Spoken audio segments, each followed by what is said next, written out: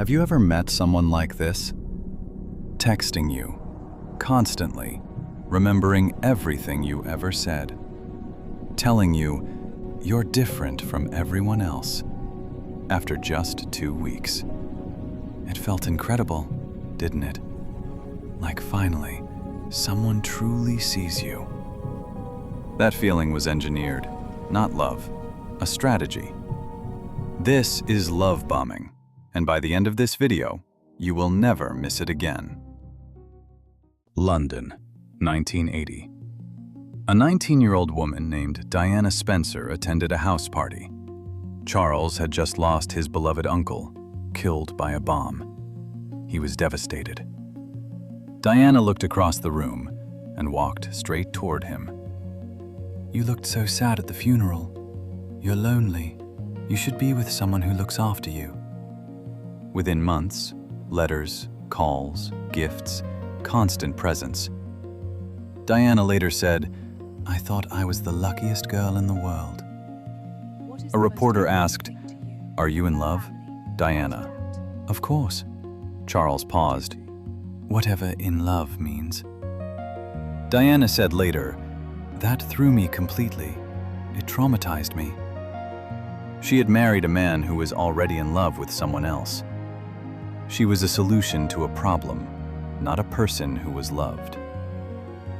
Love bombing is when someone overwhelms you with affection, attention, praise, gifts, and intensity. Not because they love you, because they want to control you. The love was the bait. You are the catch.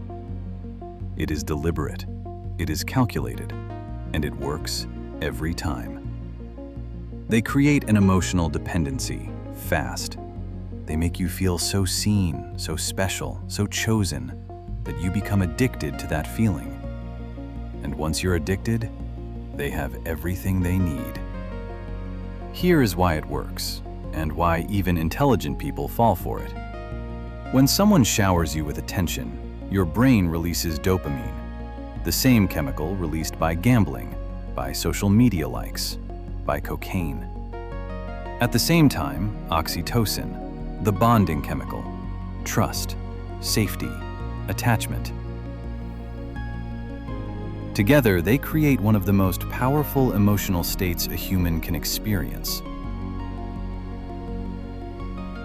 Research shows early romantic love activates the same reward circuits as addiction. The same circuits, the same intensity, the same desperate need for more. This is why people stay in relationships they know are wrong. They are not weak, they are not stupid, they are chemically dependent. Your brain cannot tell the difference between real love and engineered love. It only knows how the chemicals feel. And the love bomber knows exactly how to trigger those chemicals, on demand. Albany, New York, 1998. A man named Keith Raniere launched a self-help company called NXIVM. On the surface, seminars, workshops, become the best version of yourself. But something else was happening inside. Every new member was treated like a discovery, like they were special. He remembered everything you told him. He made you feel seen in a way no one ever had. Successful women, actresses, heiresses, doctors, all of them. I thought, this is the safest man I could ever be with. He doesn't even want anything from me. That feeling was engineered. We're so glad you're here. Thank you. It's nice to be here. Let me show you to your seat. By 2019, Raniere was sentenced to 120 years in prison. The love was a strategy. The affection was a trap door. After the love bombing phase, something shifts. The calls become less frequent. The compliments stop. The person who made you feel like the center of the universe treats you like an inconvenience. Your brain is still chasing that first feeling, the dopamine, the oxytocin. So you try harder, more available, more forgiving, more willing to overlook things. What did I do wrong? How do I get back to the way things were? That question, how do I get back, is exactly where they want you. Unpredictable rewards create stronger addiction than consistent ones.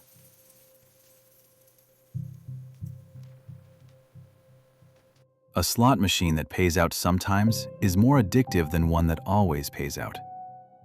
The love bomber created that first high, so you would spend the relationship chasing it. The golden period was the setup. The withdrawal is the control. 500 years ago, Niccolò Machiavelli wrote a book called The Prince. He wrote, "Men must be either pampered or crushed. First, make them feel completely safe, completely cared for. Then, once they depend on you, you have all the power you need." Love bombers did not read Machiavelli. They just figured out the same formula on their own.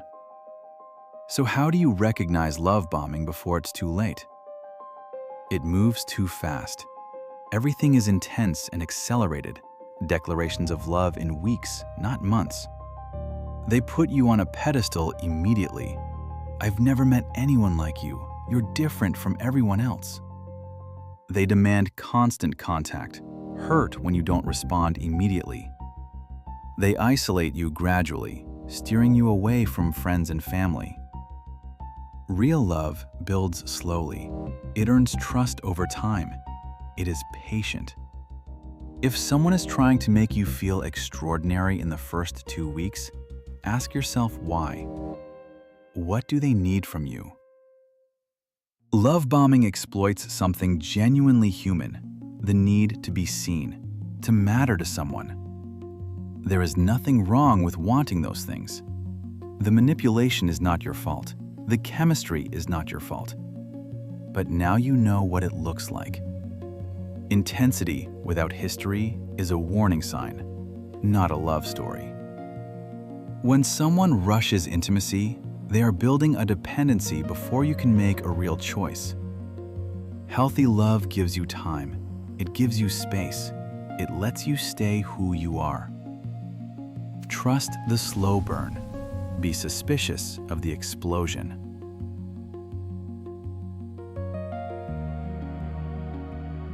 And if you recognize this pattern, know that the version of them you fell for was a performance.